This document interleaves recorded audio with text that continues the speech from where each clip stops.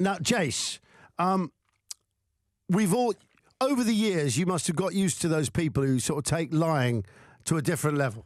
And because you're Special Forces, you must have met quite a few who decide they're going to sit down with you and act like they've been through similar experiences, and they too are ex-SBS, SAS, what have you. Yeah.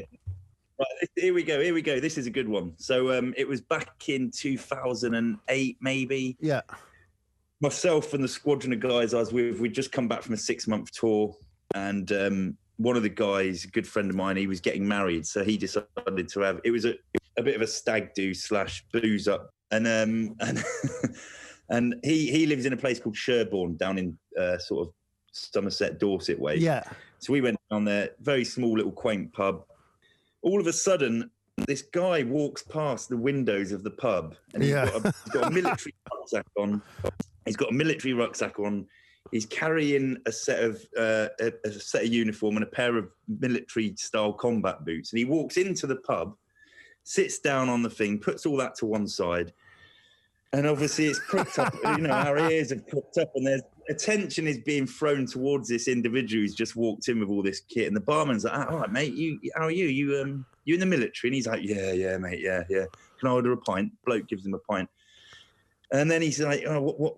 Have you just come back from somewhere? And he's like, "Yeah, well, I'm in the Marines, and I've just come back from Afghanistan." Boy, wrong crowd or what? Anyway, yeah, so I was playing pool at the time, and one of the guys is, a few guys who I don't really, I don't rise to those sort of things, but there's some guys in the squadron really do take offence to it, and those two guys were a couple of Cockney guys who were quite leery, quite hard, and they were easy, like, no names, and I sort of know you're talking about, but carry on.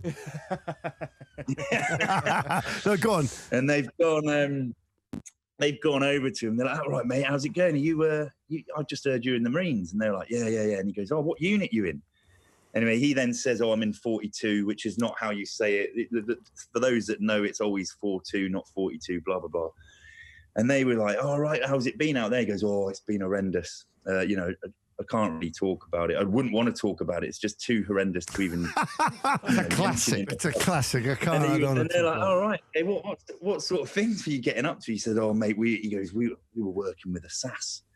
We were working with the SAS, but I can't really talk about that." And one of the guys was starting. You could see he was starting to get a little bit irate, and he actually turned around and he said, "Mate, that's funny that," because he goes, "I thought it was the SBS that was out in Afghanistan."